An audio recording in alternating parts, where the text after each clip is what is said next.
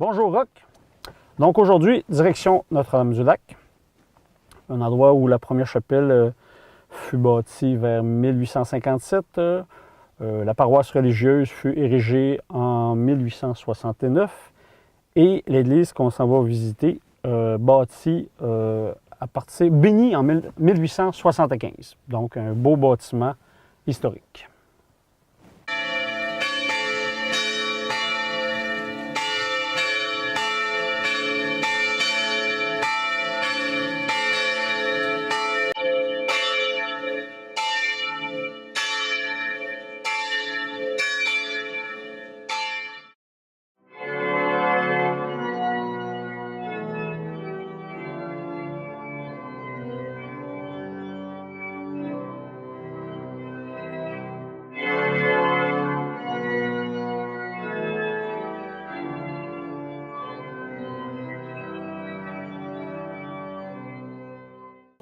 Nous sommes, comme à l'habitude, sous le jubé et on voit la vaste nef à 3 vaisseaux.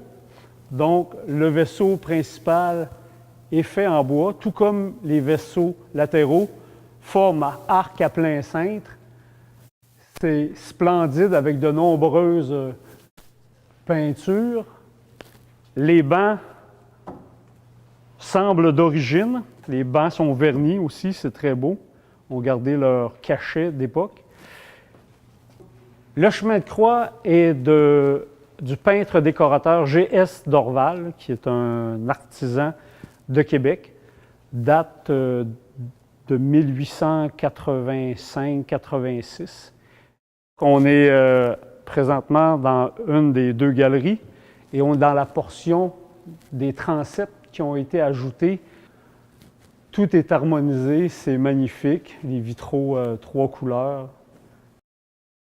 Ici, nous sommes à la hauteur des transepts qui ont été faits au début du siècle, comme on a vu précédemment. Et à l'époque, on avait ajouté des bancs.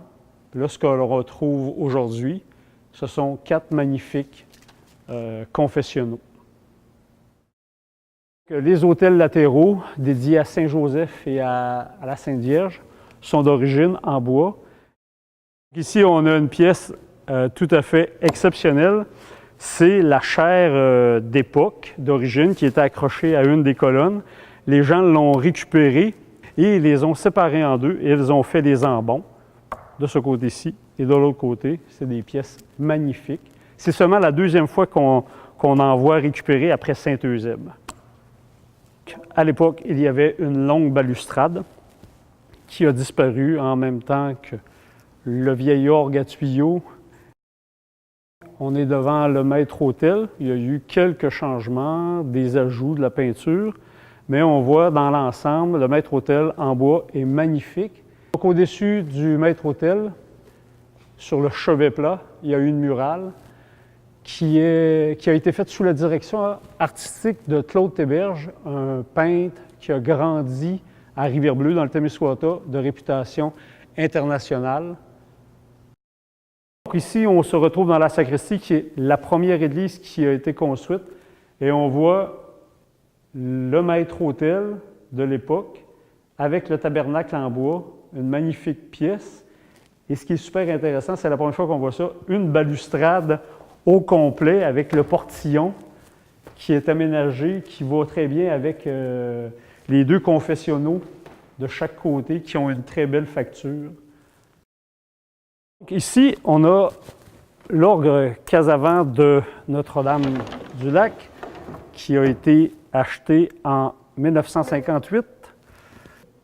L'orgue est en parfait état, très bien entretenu.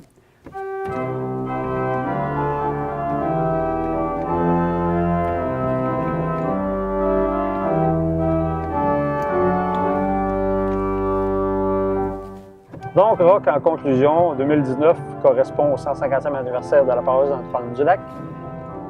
Et le bâtiment est aux normes. Des grandes réparations ont été faites à ce bâtiment-là.